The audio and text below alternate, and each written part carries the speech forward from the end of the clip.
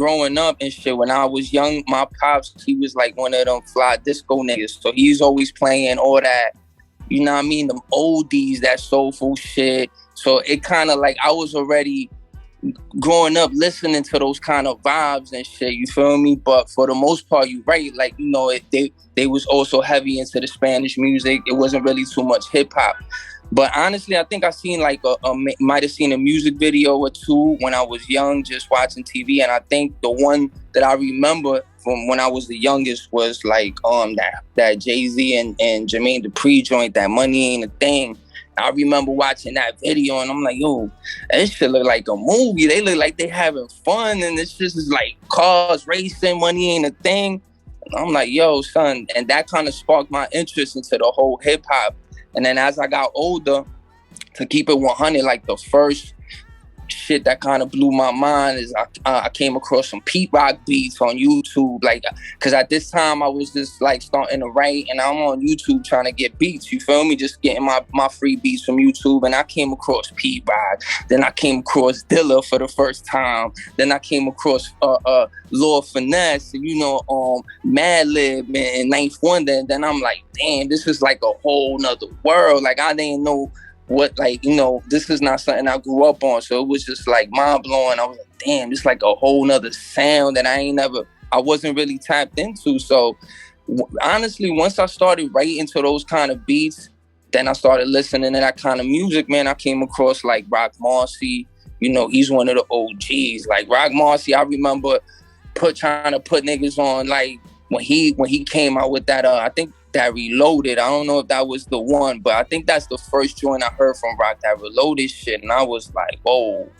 you know what I mean? And then from there, it was just, you know, it trickles down, man. You start doing your homework. I ain't gonna lie, like Cam was one of my favorite rappers growing, still is. Like Cameron, Max B, Stack Bundles, you feel me? Like that's the shit that I was like wowed about in my time, you feel me? I'm tight that Stack and Max and like that whole wave ain't really get their chance to do what they was gonna do for New York, you feel me? So I just feel like I'm like that kind of fresh breath of fresh air to the city, like that same kind of wave that was about to hit. But you know, that's how I see it, to be honest, man. That's how I got tapped into this shit, man. You know, I'm just a fan. I'm a fan of this shit first. Like I'm really about the music first. I don't care about none of that other shit. Feel me? To be honest, man, I'm about the creating of the music and shit, the sound. You know what I mean? That's why I feel like my shit 101. You feel me? Because my shit really, you know, can't really compare me to nobody, man. Before they was telling me I rap too slow, and now I got niggas like Ninth Wonder telling me like to slow flow these niggas to death. So it's like, I don't know, man, it's crazy. After already working, that's when they're like, oh shit, this shit is hot. Like, oh, you was right, man. After it's already working, it's like, man, we're out of here. I ain't even gonna lie, man. Like, I was not expecting to be working with Ninth Wonder, to keep it 100. Like, you know, he wasn't on my radar. You know, he's like, that's Ninth Wonder. And I mean, I wasn't like, this is, to be honest, I just be feeling blessed, my nigga. Like, you feel me? I just be feeling like everything I've been doing and the shit that I feel is hot and should be getting, like, you know, the time of day. The OGs and the legends feel the same way, you know. So now I just, honestly, it motivates me to do what I feel is wavy, is hot anyways, you feel me? Now, you know, sometimes as an artist, you tend to doubt yourself too. You be like, man, I should change this. Maybe I should adapt to the new style that's going on. But then out of nowhere, you got dudes like Ninth Wonder and 38 Special and just a whole bunch of people like, nah, nigga, yo, keep doing that shit that you doing, bro. That's that shit, you feel me? So I'm like, all right, cool, you feel me? But honestly, it's been crazy, man. Just, you know, getting to, you know, meet Ninth Wonder and just, he put, like I said, we got a whole album out to drop, man, and he's real hype about it. It's not even about, like, when I met him, I could tell he really fucked with my shit.